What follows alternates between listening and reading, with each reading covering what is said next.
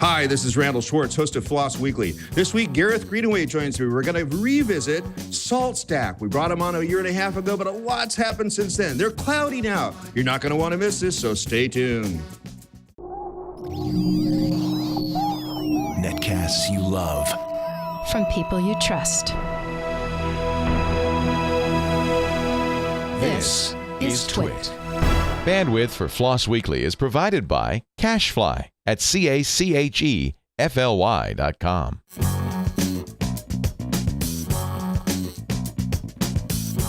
This is Floss Weekly with Randall Schwartz and Gareth Greenaway. Episode 262, recorded August 21st, 2013. SaltStack Redux. It's time for Floss Weekly, the show about free, libre, open source software. I am your host, Randall Schwartz, Merlin at Stonehenge.com, bringing you as often as I can, usually weekly, the movers, the shakers, the big projects, the little projects, the projects you might not have heard of at all, the projects you may be using every day and wondered how the heck did it get made or why it became into place. And I am here once again on the 13th floor of the Howard Hughes building in roughly west end of LA, in my nice spot that I like with my Big Blue Yeti once again. And I'm almost always joined by a co-host. This is no exception. Gareth Greenaway, welcome back yet again to co-host the show. Thanks, Randall. You can't get rid of me. I know. And what kind of a day is it for you?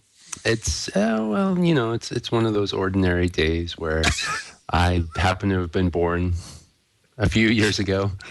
Some anniversary of that particular event. Anniversary of an event, a world-changing event. Yes, right. The whole world shifted 5 degrees left when that happened. That's right. Awesome. And where are you speaking to me from? Actually, you're probably like right on the road here. Yeah, I'm over in Thousand Oaks, which is I think about an hour or so from you. It depends on the time of day. It depends on the time of day. Well, I mean, an hour by how the crow flies, but maybe not by how the car drives. Especially north up that 405, I tell you. Yeah. Yep, it is just a real pain, definitely. Well, enough local talk. We have a really interesting guest back, actually. We have Thomas Hatch on to talk about Salt, and SaltStack, I guess, is more the better name of that. He was on the show in November of 2011. It was episode number, where's my number here? Episode 191. And we talked about the basics of Salt, that Salt is a remote execution command line system to be able to execute commands on a number of hosts at the same time. And built on top of that was this idea of configuration management, that one of the commands you could say is, please update yourself according to formulas that I have provided for you. So that put it in the realm of, say, things like Chef and Puppet and CF Engine and other people we've had on the show, and actually Ansible Works, which we just had on recently, all in that category. But there's been a lot of development in Salt since the last time we brought him on the show. And in fact, in particular, around the area of cloud deployment. So while you could go back and listen to the previous show, we're going to try to recap some of that in this week's show so that we can just give you like the one-stop shopping for all three of those aspects of Salt. What do you know about Salt, Gareth? I know it's based on Python. I know it's, as you said, it's configuration management as well as remote execution. I looked at it, I think 6 months ago, it looked interesting. I thought about like replacing an existing Puppet configuration with it. Didn't end up doing it for various reasons, but it definitely looks interesting. And along the same lines as I think where Ansible is, and a lot of them are going. But yeah, very, very cool stuff. Great. Well, let's go ahead and bring on our guest, Thomas Hatch. Welcome back to the show. Hey, it's good to be back. Very cool. And where are you speaking to us from?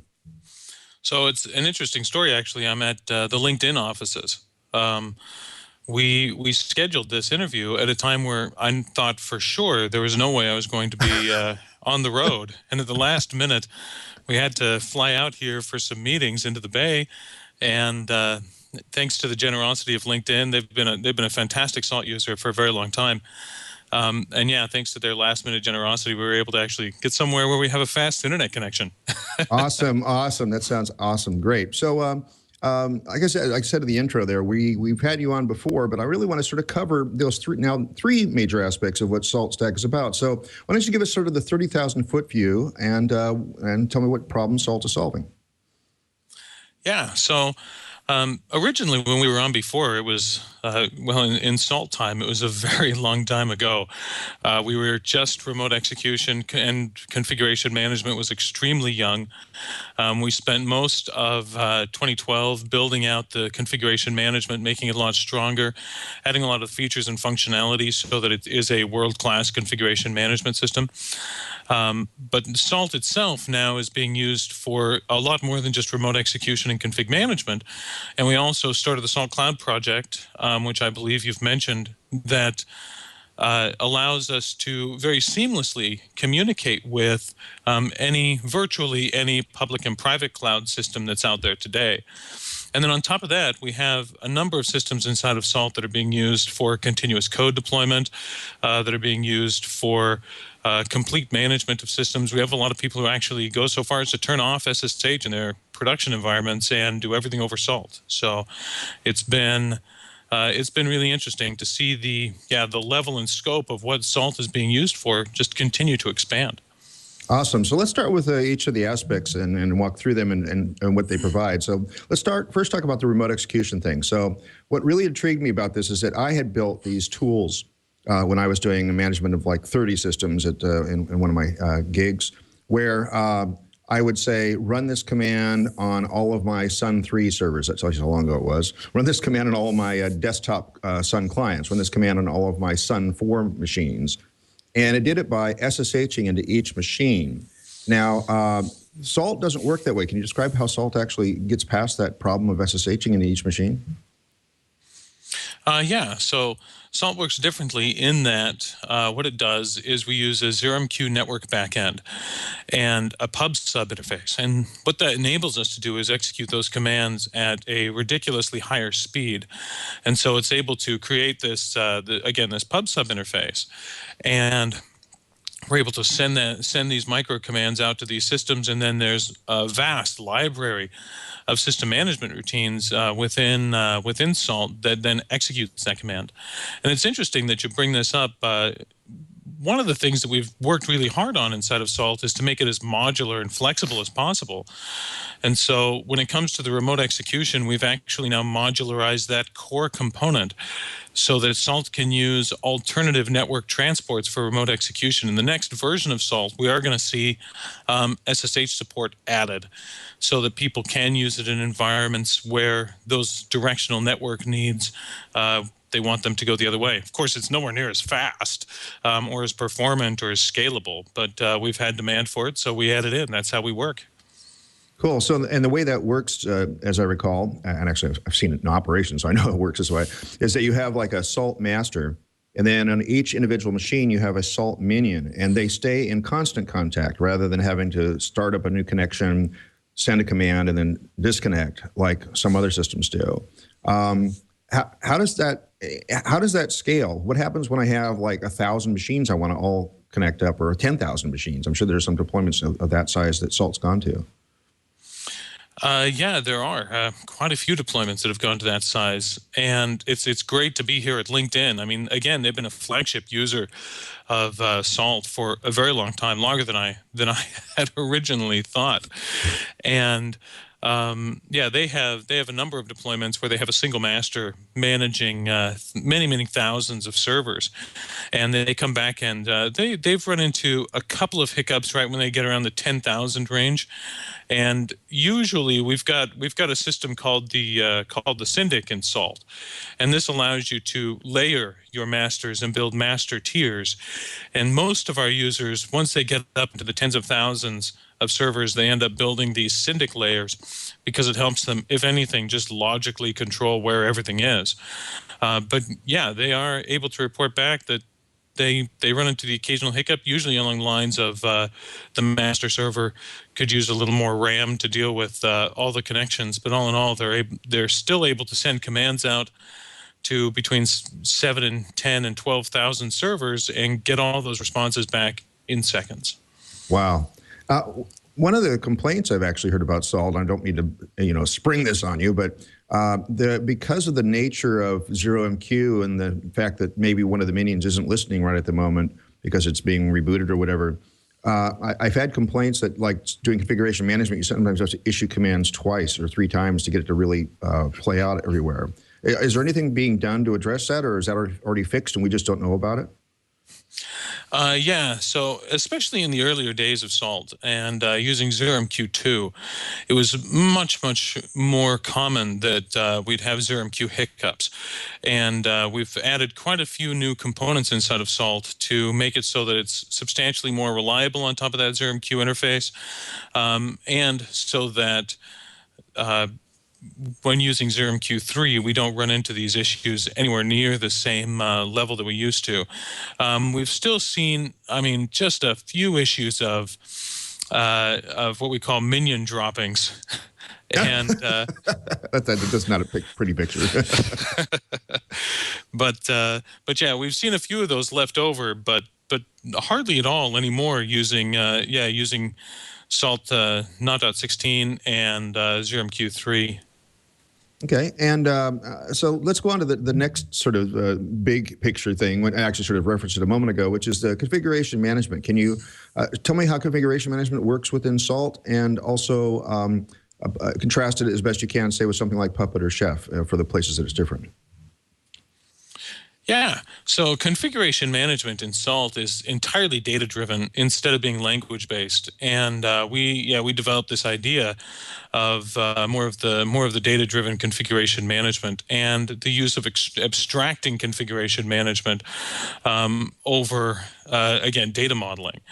And some of the benefits that we've seen inside of using this sort of system do have to do with the performance. The data modeling systems are extremely fast, and it's very, very easy to use. So since the underlying component of Salt is that it's all about data structures, and these data structures are layered, Salt becomes language agnostic. And so it's very easy to represent it in the default, which is YAML with Jinja templating.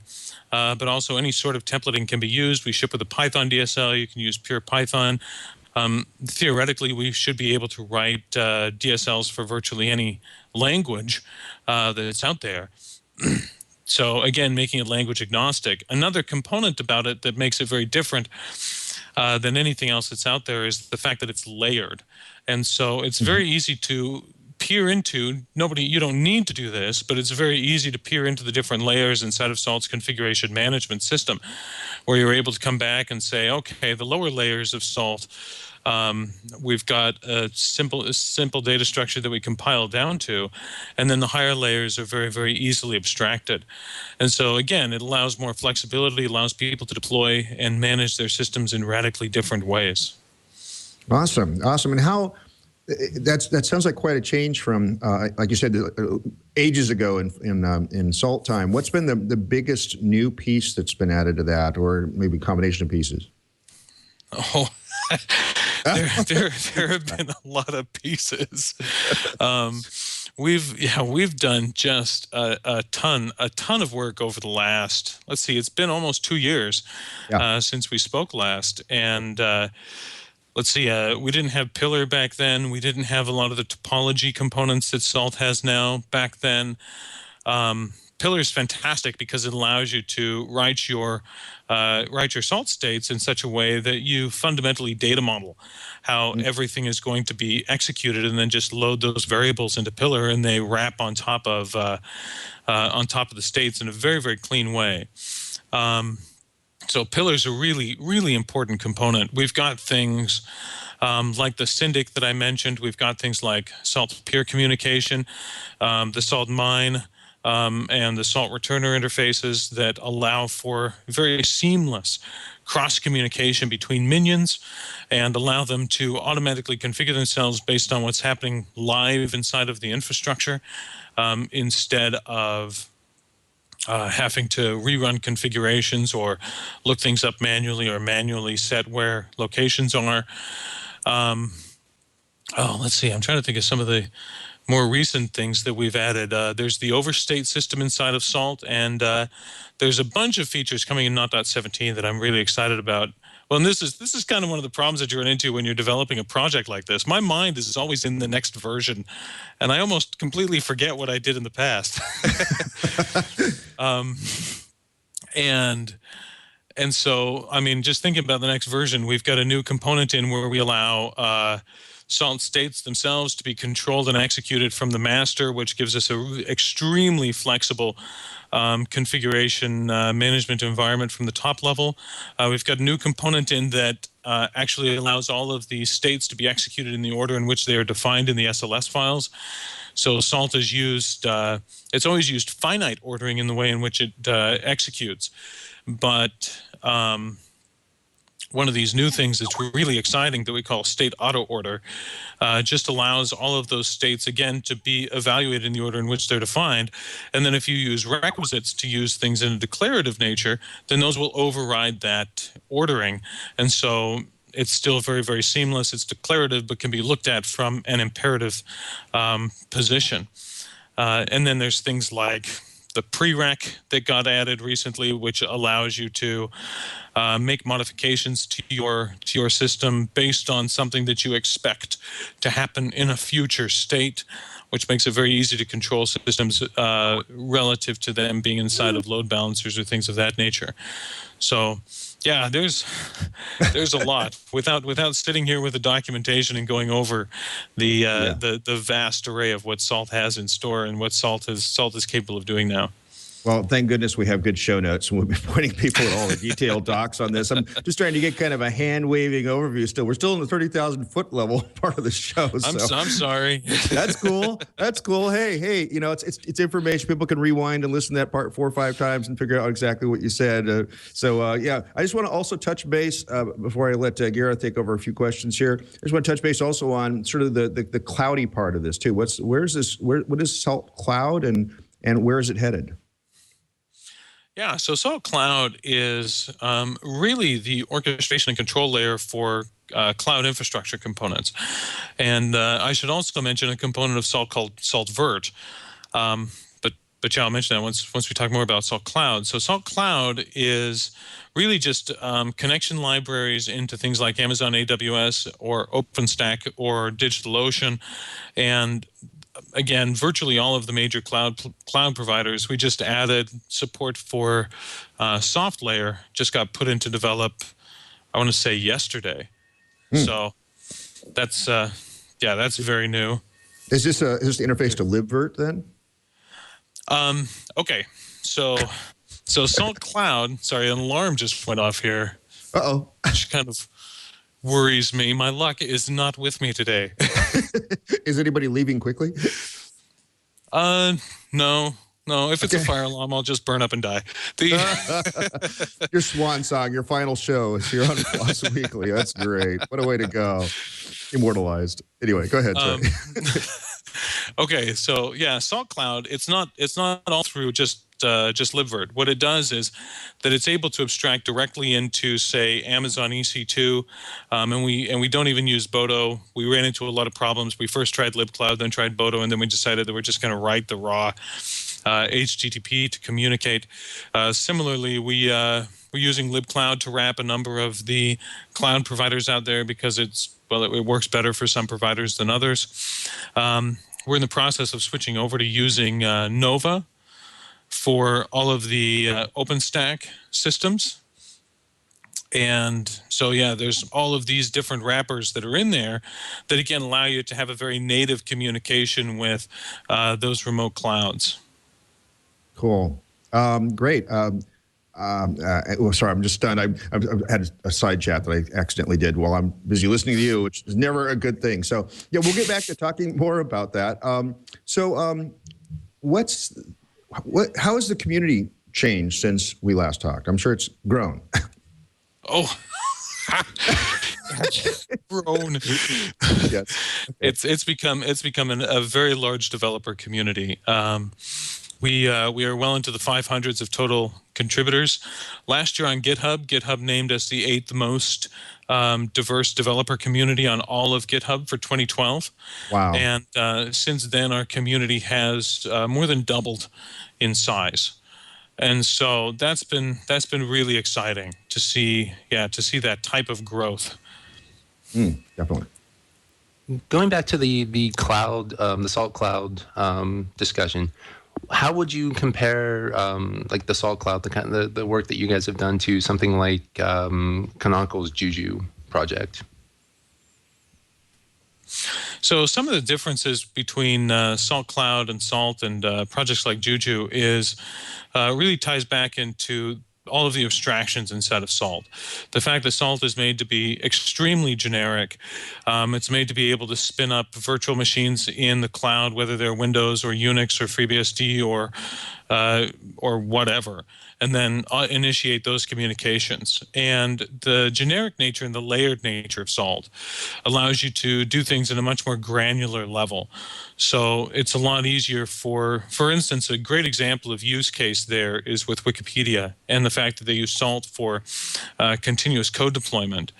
And they come back and they use a lot of these other components inside of Salt that are lower layer, that allows them to do a lot of tricky stuff on their systems instead of taking it from that high level macro view, like some of those other systems out there. Okay. Going back to one of Randall's questions earlier about scalability, you said that people are often using like Salt masters with up around like 10,000 hosts. Mm-hmm. If you wanted to kind of divide up that work, say you wanted to kind of segment things and have like, okay, this Salt master is responsible for this set, this one's responsible for this set based on whatever criteria, how easy is that to do? That's very easy to do, and we've got quite a few users doing it. We have a system in place called the Syndic, and the Syndic is short for syndicate, and you run it on one of what we call a lower level master and have it report back up to a higher level master.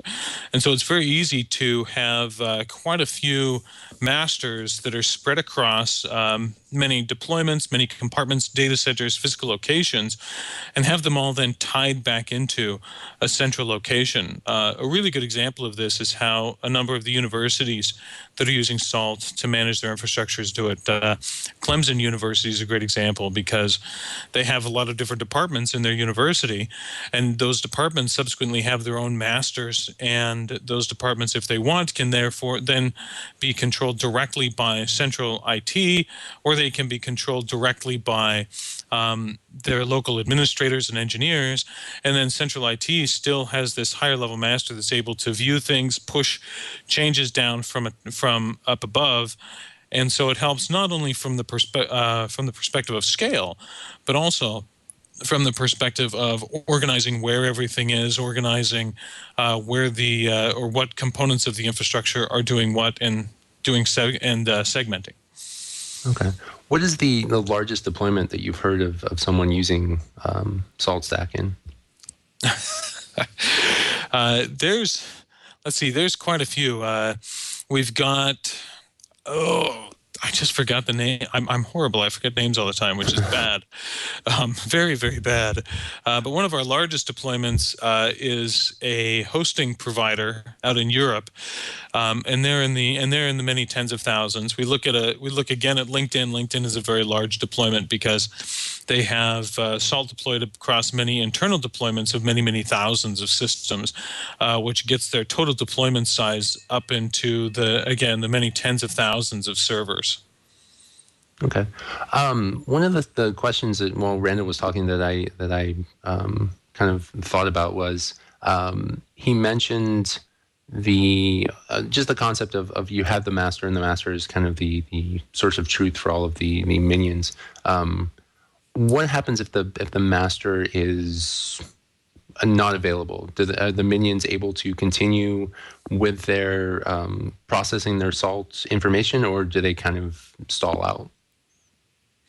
Okay, so if a master isn't available, Salt is made so that the minions will, if they need to continue getting information from the master, they will hold in their processes and wait for that master to come to reconnect or timeout as one option. Another option is that we recently introduced the Salt multi-master system.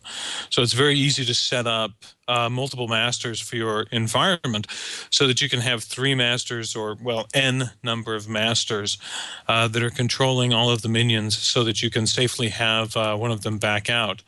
It's also noteworthy that if a master goes down and then it comes back up, all the minions will automatically reconnect to it and just carry on with where they were. Oh, excellent. One of the things that you mentioned, one of the new features that sounded really interesting was the cross-communication between minions, between hosts. Can you talk a bit about that? Yeah. So one of the systems inside of Salt is called the peer system. And the peer system allows you to use the master as a broker for communication from one minion to others. And by default, obviously, it's completely locked down. So you just need to change some config settings to allow certain minions to do cross communication. But then it's very easy to embed cross communication routines inside of state files in Salt, so that while a minion is executing its routines, it can say things like, hey, I want to know where the database server is, and just execute that command live and get that information back. Or send information out that says, hey, I'm a new member of a cluster and I need to inform the head node that I'm here. And go ahead and shoot that routine out to the head node that says, add me to the cluster. And so we've got a lot of really interesting uses of the peer system right now. One that I really like is that, and this one honestly has surprised me, but where people are turning off internal DNS and using the peer system for all of the auto discovery of where their services are, or using the peer system to auto populate host files on all of their internal hosts. And so that Salt becomes not only the source of truth for configuration management, but the nature of how the network is being managed in general. Oh, interesting. So could a possible use case for like the cross communication be like, say, a node is in a very bad state and it could let the other kind of nodes in a cluster know, hey, I need to be pulled out of rotation. You guys take over? Yes, that is used quite a bit. Okay. What's the install process like for Salt? Kind of, is there packages available, or how does someone get started using it? So Salt now is packaged for all of the major Linux distributions and Windows. So there's a number of options that make it really easy to install Salt. So if you're running Fedora, for instance, you can just say yum install Salt. On Ubuntu systems, there's a PPA which is kept up to date with all of the Salt packages. Add the PPA, apt-get install Salt. For Red Hat systems, we're in the EPEL repository. Now, it's and all you need to do to set up Salt is install it and turn it on. That's it. There's no external dependencies. There's no database dependencies or anything of that nature. And so the install and setup process is really easy. And then we also have to make the setup of Salt, again, trying to make it even easier, is a project called Salt Bootstrap. And Salt Bootstrap is a Bourne Shell compatible shell script that will run on virtually any Unix-based platform, and then install Salt correctly, meaning that it will install Salt using system packages, make sure those system packages can be gathered and then installed, and do it all with the execution of a single script. And this is how we deploy Salt minions using Salt Cloud, because Salt Cloud will go out, communicate with a cloud platform, tell it, okay, spin up a new system. Once that new system has spun up, then communicate back to it generally using SSH, and tell it to run Salt Bootstrap, seamlessly runs it, seeds all of the keys and authentication, so the Salt master is automatically cleanly able to connect to that new minion and make it, again, as seamless as possible. That Bootstrap script, is it compatible only with like Linux-based systems, or could you run it on like a BSD or OS 10 or even like a Windows system? The only system that it isn't compatible with at this point is Windows. We're still working on getting the installer all taken care of. We might actually set up a different script, which is a PowerShell script specifically for Windows. Okay. What's the most interesting kind of use case that you've seen for Salt? Oh, we've seen a lot of really interesting use cases for Salt. I'm endlessly fascinated again by Wikimedia's use case in using Salt for continuous code deployment and their integration with Jenkins, and because what they do is they have Jenkins sitting out on a Salt minion, and then when a build finishes, that minion uses the peer system to communicate with other targeted systems inside of the environment, and tells them that the build is ready to be deployed. And then they've got an internal Redux database which contains continuous deployment information for all of Wikimedia. And so then they use Salt's returner interface to take the information about that deployment and then redirect it back into a Redis database. And so they're able to use Salt really as the communication and management bus, and then tie it very seamlessly into the systems that they already have. Let's see. I mentioned some of the uses with respect to DNS and some of those situations. We've got quite a few situations where people are using Salt also for direct cloud management, which is really exciting. One of the pieces inside of Salt is called CloudVirt, and it ships with Salt. It's a very lightweight component, but allows for cloud management of virtual machines using Salt's remote execution bus.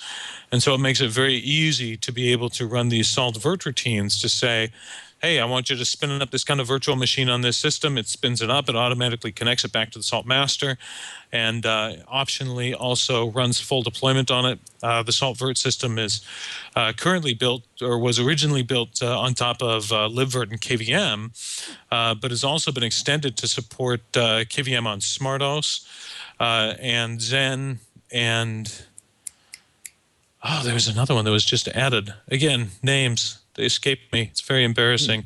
But it supports quite a few hypervisors at this point. And so that's a really interesting use case that we're seeing more of, is people using it to control what we would generally refer to as lightweight clouds. That's all fascinating stuff. How does it handle the idea of like a fleet of servers? Like if you have one EC2 instance or whatever that has to be the database, and then a bunch of API servers and maybe a bunch of middleware servers. How does it handle the communication to get the configuration files right in all of the associated runway of systems? So we've got a lot of options as to how you can go about doing that, and that really ties back into the fact that we've seen so many different deployments, and frankly, they're all just different. And so one of the things that we run into is that traditionally you would just match systems based on their host name or their ID name inside of Salt. So you would name them Web 1 or Database 1 or things of that nature. Mm-hmm. But also Salt ships with a number of components that can be used to assign values and roles to systems so that their names can remain completely arbitrary. And this is something that we see a lot more use of inside of Amazon and EC2, for instance, because of the arbitrary nature of the naming scheme. And so generally people will use things like grains to set values on their remote systems. And so Salt comes with the grains system, which was originally designed to just report back on information about what Salt is, or what information about the platform that the minion's running on. But also we can statically assign those grains so that we can create arbitrary roles and then target systems based on what those grains are. And so there's a concept of grains where you have minion-side data, and then there's the concept of pillar where you have master-side data that's then assigned to those minions. And so you can use pillar data also to target and organize what minions are going to be doing what. Or you can use network subnets now. That was added, I want to say 5 or 6 months ago, somewhere in the realm of Salt 0.13. Wow. So there's a lot of options as to how you can partition and assign different servers to work in the scope of specific roles. Do you know of customers that are using this from, say, some sort of monitoring system like Nagios and using it to dynamically reconfigure their systems based on that? Actually, there's something really exciting going on with respect to this.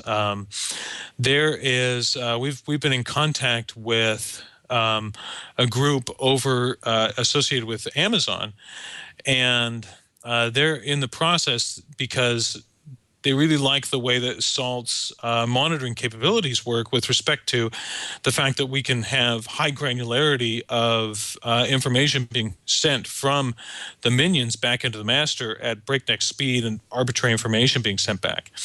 And so they're in the process of building up a demo and putting a white paper together of over 90,000 Amazon instances.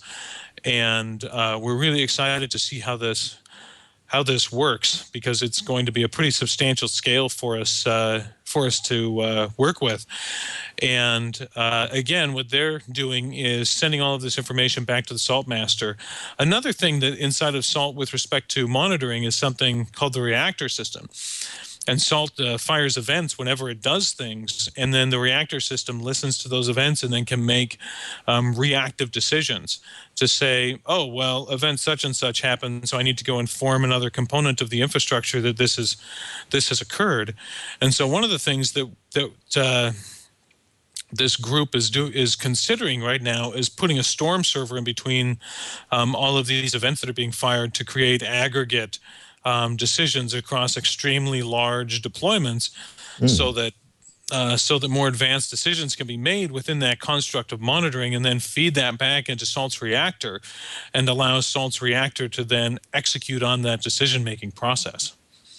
It's really interesting. It sounds like a lot of things came out of your decision to use ZeroMQ sort of as the basis of your fabric to get started with, and something that obviously the Puppet and the Chef people and to a lesser extent CF Engine people didn't have access to. Do you think that's been part of the catalyst for why all these new layers are getting added on top of Salt?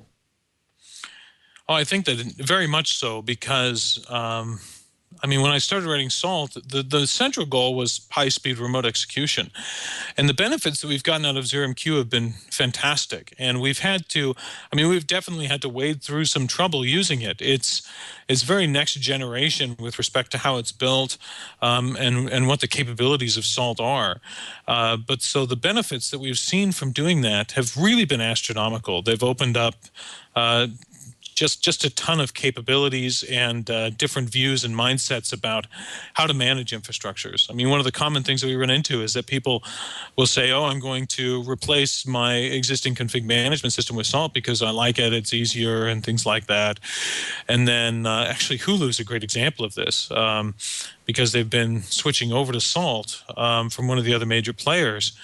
And they've come back and they said, well, we started by just rewriting all of our recipes in Salt, and then we realized that, no, we can do all sorts of other things with respect to management that we just didn't have access to before. And so they ended up re-architecting the very nature of how they manage their infrastructure because, again, of these capabilities. And a lot of it really does come back to ZeroMQ. That was a risky decision, I'll admit, when I took it, but it's brought us huge amounts of benefit with respect to the total capabilities of the platform. One of the things that happened as a result, actually just shortly after I interviewed you last time, is that you moved the wire protocol from being the Python pickle format to the universal format that's accepted by many different languages. Has that allowed you to do any other language minion type things? Has that enabled anything new? We haven't really seen demand for it, which I'm going to say I'm a little surprised about. We've got, because now it uses MessagePack, and MessagePack has been fantastic because it's so darn fast, and it's so much more compact than anything else that's out there. But we haven't seen a lot of demand for writing the minion in a different language. On the other hand, what we have seen is that Salt now, and this is something newer than our last conversation, is that Salt has this concept of an event bus that runs on the master and the minion. And we allow other programs, if they have sufficient privileges, to hook into that event bus. And it's firing those events using MessagePack. And so in those situations, we've seen people write in virtually all programming languages, interfaces that are binding to that event bus, ingesting events, and then sending that into other applications. And so the ability to, with MessagePack, to create those really seamless message bindings into virtually any other language has been where we've seen most of the benefit there. Awesome. And is that connected in through, again, a ZeroMQ socket, and what type is it? Oh, yeah. So that's the event bus works by setting up a ZeroMQ pub Unix socket. Well, and in the case of a Windows minion, we have to use a network socket, of course. But it's a ZeroMQ pub socket, and then you create a ZeroMQ sub connection onto that socket, and then you can freely ingest all of the events that are passing through the Salt system and then reuse them in, a third-party application. Can you also inject events the other direction? Is there the reverse as well? Yes, Salt does allow you to inject events. Again, it's there's privileges around it, making it so that you've got to, not just anybody can be injecting events. Yeah. But yeah, you can inject events directly into the event bus and have them get fired, and then configure Salt's reactor to listen to them or things of that nature, or even use the event bus as a completely third-party communication layer for other pieces of software. And to the degree that you can talk about it, how has SaltStack.com been doing, the company that you built around this? Oh, SaltStack has been doing extremely well. We've received quite a few awards this year. So, for instance, we got the GigaOM Investors Choice Award just a few months ago, which is really a big deal. We're excited about that. We have released SaltStack Enterprise. Now, one of the goals of Salt, before I talk into productization, is to make it extremely clear that SaltStack is intended not to be an open core company. SaltStack Enterprise is just the branch of Salt that we offer commercial support on. And we have quite a few customers now. We only turned that offering on a couple of months ago, and we've already gained over 20 paying customers in a very short window of time, which again is really exciting.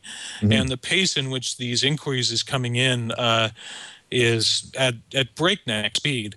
And then with respect to investment, everything in SaltStack investment-wise has been from private investors, which has been very beneficial. But we are continually being contacted by VCs, and we're going down the path of trying to figure out what the best approach is for us to take that next round. But yeah, as a company, things are going very well. We've got just around 20 employees now. We've got a lot of engineers on staff. We're in the process of continually growing. We're hiring right now. Heck, we're always hiring. But yeah, things are going really well. It's been a really exciting ride so far. And how is the division of core contributors to SaltStack divvied up between the actual employees versus the community? So this is really interesting because we've got quite a few core contributors, and really we divvy up the control by giving certain individuals direct commit access to the project, mm-hmm. or to external projects. So, for instance, some of our core contributors have direct commit access to the SaltStack formulas organization on GitHub, where we have quite a few pre-bagged Salt formulas available. But they don't have access to, per se, to the Salt Core repository, and there are guys who have access to the Salt Cloud repository. Every repository or component of Salt has its own manager. So I manage the Salt project itself. Joseph Hall, or Tech Hat, manages Salt Cloud, and then Joseph is an employee, and Seth House manages the SaltStack Formulas organization. He's an employee. But then we've got guys like Pedro Alonso, who is Sound Tech online, and he's not an employee yet. We're working on that. And he manages the Salt Bootstrap project. And then we've got guys like Alec Kumjin, who started the Salty Vagrant plugin. And he's not an employee, and and he manages that project, which is under the SaltStack organization. So it's really about the right people for the right task. And again, we're infinitely grateful to the fantastic community we have, and we've got quite a few core contributors who are very heavy contributors in the project. It's probably just a coincidence, but you said Joseph Hall, and I'm wondering if it's the Joseph Hall I know. I don't know if he played a lot with Perl earlier in the years, but it would be somebody who's Python now, but obviously. Do you know if it's the same Joseph? It could very well be the same Joseph. He does hold you in high regard. Next time I bump into you, I need to make sure that I get. He's got copies of your books, of course, and he wants them signed. Oh no! Well, he and I wrote books together, so this isn't like. This is a different one then. Okay, great. That's fine. Yeah, name collision. You know, whether we only have so many names, it has to be reused a little bit very often. That's right. The human namespace was not built for the numbers that it hits. Right. Not built for the internet. We're not all unique UUIDs. But imagine pronouncing somebody as a UUID. That would be really hard. We're just about out of time, so I want to make sure I cover a couple more things that are pretty interesting here. You have sprints that happen all the time, and you just finished one, and what were the big things that came out of it? Oh heavens! I should have mentioned this sooner because you were involved in helping us get that first sprint going, and we're endlessly grateful for that. And that was before we were able to open the doors for the company. But yeah, we had the second great Salt Sprint just a few months ago, and we had 12 locations around the world. Locations, let's see, Logilab in Paris, Automation Logic in London, HP Cloud Services in Seattle. Let's see, Hulu and WireDrive hosted locations. We obviously had one here in Salt Lake. So it was a big deal. Columbia University, and we saw, God, how many commits did we see on that day? But it was close to 1,000 commits. Wow. In Salt and in the Salt formulas. It was just a huge success, and we're already in the process of planning our next sprint. We'd like to be doing 3 of them a year, but it might turn out to be 2. And then, of course, we're looking at SaltConf, which we're going to be announcing pretty soon. We're hoping to get that happening early next year. Awesome. Yeah, I was just going to ask, are you still, is that your first conf? Or I know you've had a lot of presence at like DevOps days and things like that all over the country and probably all over the world. But so is this your first conference? This is going to be our first full-blown conference. We've had a ton of events, and we've had a ton of hack days. And again, I'm at LinkedIn. We had a great LinkedIn event about 3 months ago here. So we're really excited to have this conference rolling out.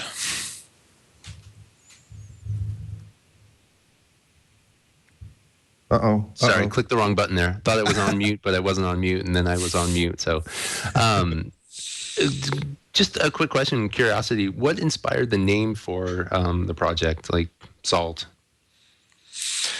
Well, one of the core concepts behind Salt is that it's a building block, and that the software itself is meant to be a building block that allows you to solve whatever problems you need to solve with respect to infrastructure management. And so the name Salt came from the idea of a chemical and building block of life.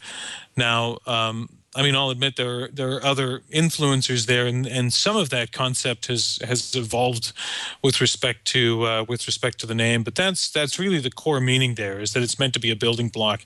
It's actually funny. Randall asked me last time I was on if the name Salt came from the fact that I live in Salt Lake City, and I remember looking puzzled and saying, I hadn't thought about that. So, yeah, it's more to do with this building block concept. Okay. It's funny. I had the same thought when you mentioned Salt Lake City, and I was like, I wonder if, but I guess not. It's convenient, but not intentional. Yeah. What kind of what future features would you like to see? What directions would you like to see Salt going in? There's a lot going on right now with respect to future features. I mentioned SaltVert, and we really want to fill that out. It's an amazingly simple way to handle cloud. It's nowhere near as powerful as something like an OpenStack. We love the OpenStack guys, and we work a lot with them. But we'd like to see more features with respect to that cloud management. There are a number of things with respect to the monitoring layers and systems that we're interested in filling out. And also I mentioned the concept of abstracting Salt with respect to its network protocols. And so the ability to have, this is something that I'm excited about, that we're going to be filling out a lot in the future. And that is that there's a new concept in Salt called Salt Thin that allows you to just drop the libraries and engine for the config management and execution systems without any of the communication dependencies on a system, and then run it, and then attach that subcomponent into virtually any communication layer.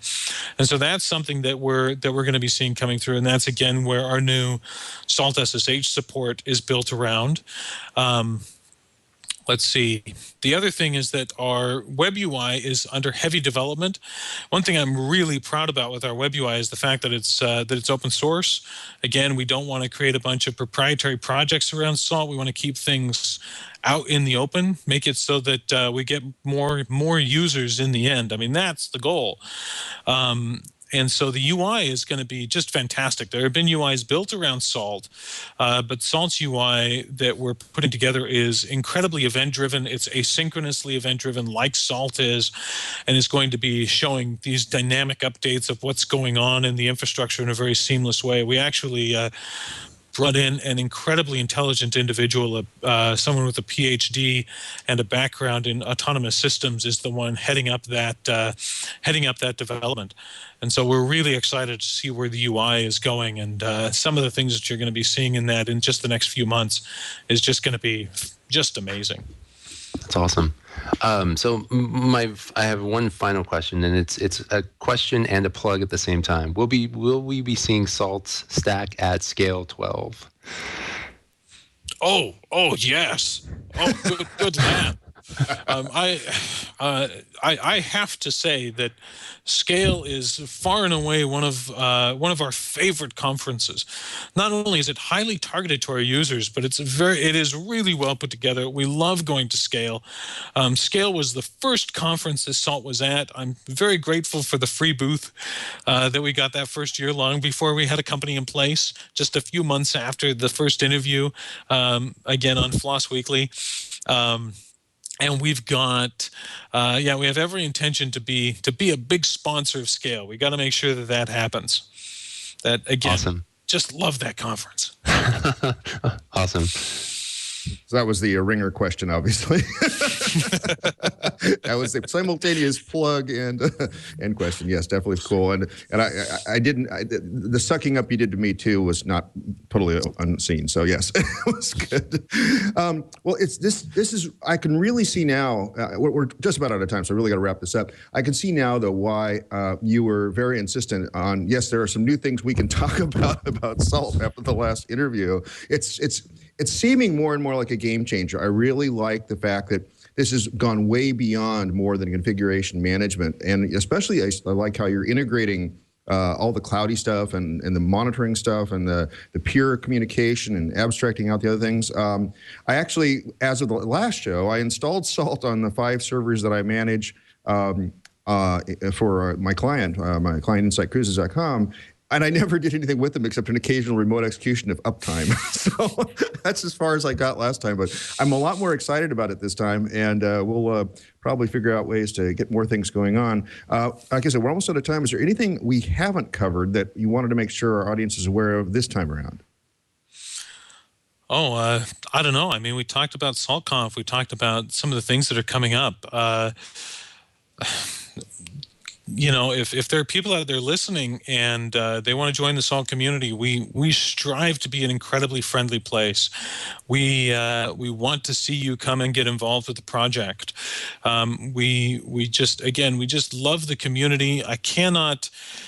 You mentioned sucking up, but I am endlessly grateful for everything that's going on around Salt, and if I can just continually thank everybody who's been involved and what they've done and the ideas that they've brought to the project and the work and the support that we've seen. I just can't express enough gratitude for everything that people have done around the project and how wonderful it's been to have such a fantastic, positive, uplifting community that's grown and cultivated and has really made Salt what it is.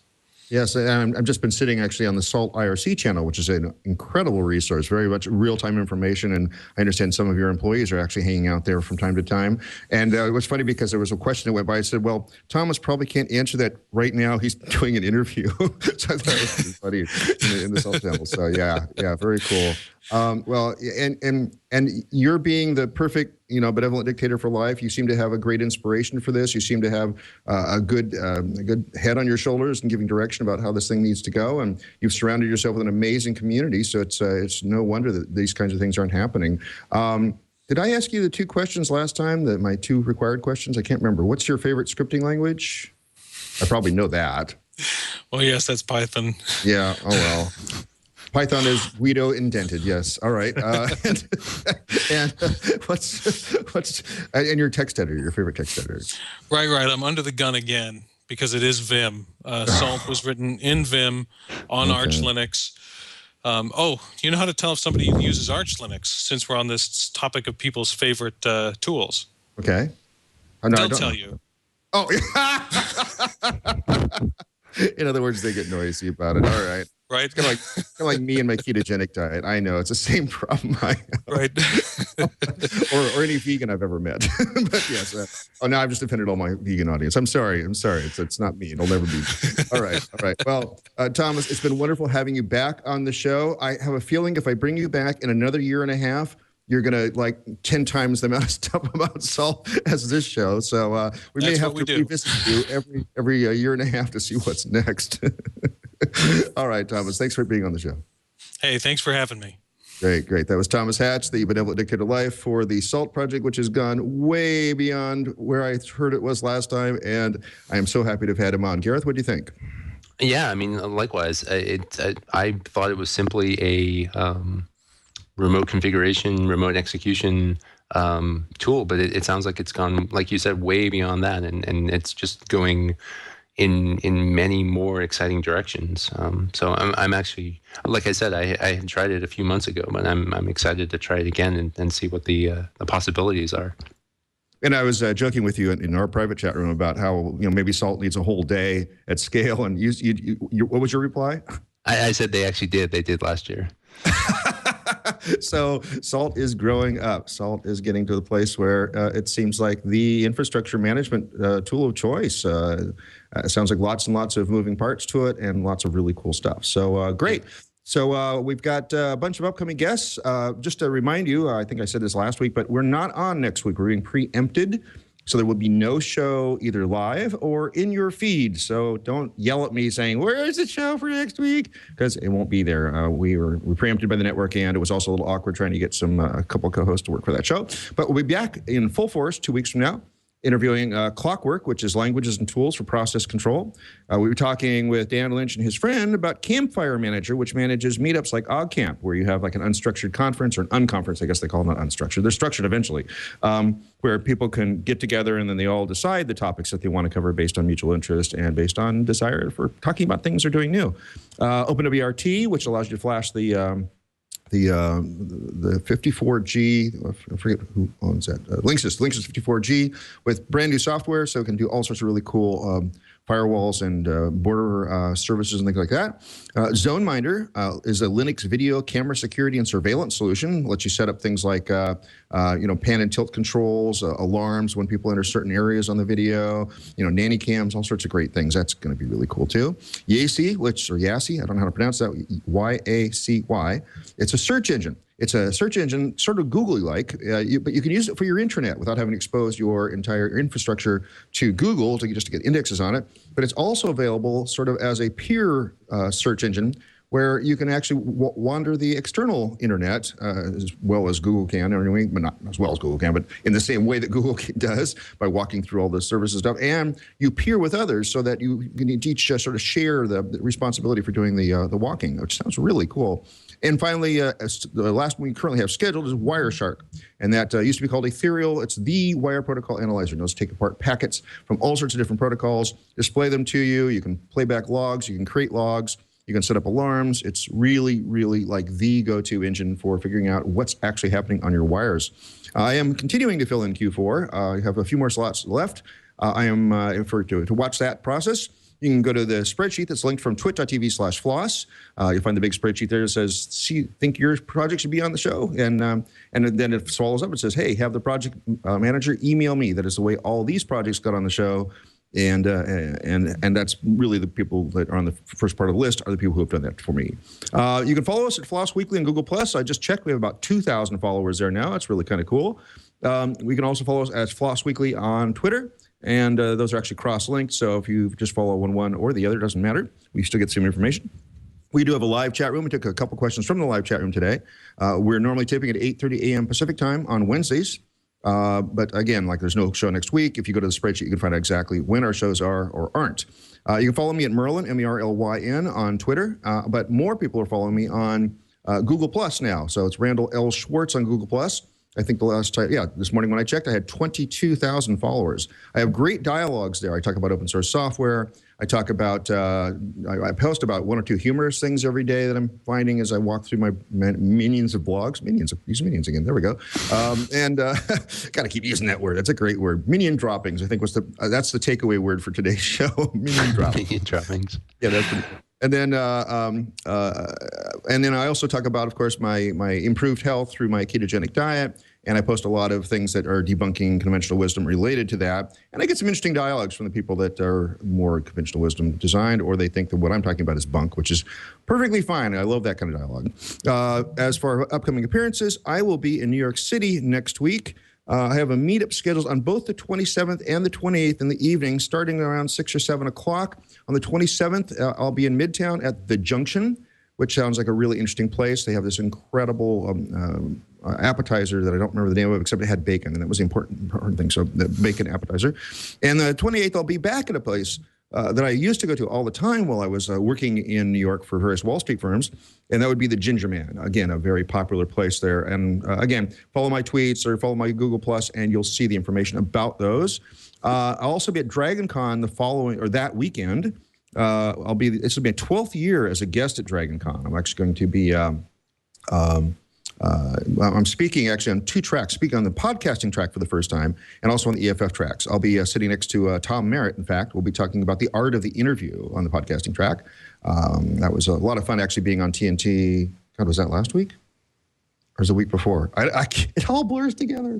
My entire life blurs together. Anyway, I was on TNT and had a great time doing that. And also, just one more thing to plug. If you're in the LA area, as many of you are actually, I'm going to be on September 5th at the Demand Media. I'll be doing the same presentation I did at OSCON. I call this the talk, Half My Life with Perl. Since Perl's been around for 25 years and I've been around for 51 years, I've basically been with Perl since the beginning, and I've talked about the influences between how Perl's affected me and how I've affected Perl and the Perl community.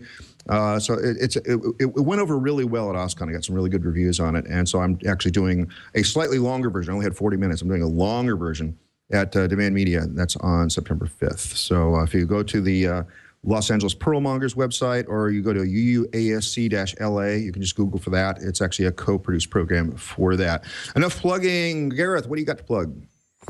I'll plug Scale again. My usual plug. My usual plug.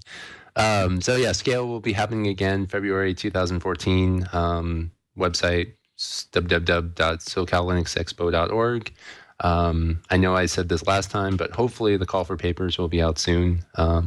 Hopefully our website for 12x will be up soon, which will have the 12x call for papers. So we'll likely have, I would imagine, I would be surprised if we didn't have a SaltStack day again next year, as well as a Chef day, a Puppet day, and DevOps, and like all our usual suspects of Friday events, exhibitors, speakers. So cool. If you're in the LA area, definitely come out for it. Yeah, definitely. I highly recommend it. The few that I've actually been able to attend have been a lot of fun, a lot of networking, a lot of people you don't normally see as speakers too, because you really encourage people to kind of, break their chops, not break their chops. What's that? Learn their chops. I am just not doing good on idioms today. Anyway, basically, I would say no. I'm not going to go there. Okay. Anyway, but actually try it out. So I like the variety. The speakers I see all the time, but I like also there's a lot of speakers I've never seen before, and they're willing to get up there because it's a very friendly environment, a very comfortable environment to start. Yep. No, we've had a lot of people where Scale has been their first time speaking, and they've gone on to be very successful speakers at many other events. So that's one of the things that we're kind of proud about is giving people the opportunity to get a start in speaking at conferences. Very good. And Gareth, thank you once again for being my co-host. Thanks for having me. It's been very cool. I'm glad you volunteered yourself a few weeks back so that we could start this new relationship, a new way of chatting with each other. Very cool. All right, and we'll see. Oh, sorry. Go ahead. Oh, I guess. Okay, I thought you were saying something. Anyway, I guess. Okay, now let's see if we can get this show out of the way here. We'll see you, as I typically say towards the end, sometimes incorrectly. We'll see you all again next time on FLOSS Weekly.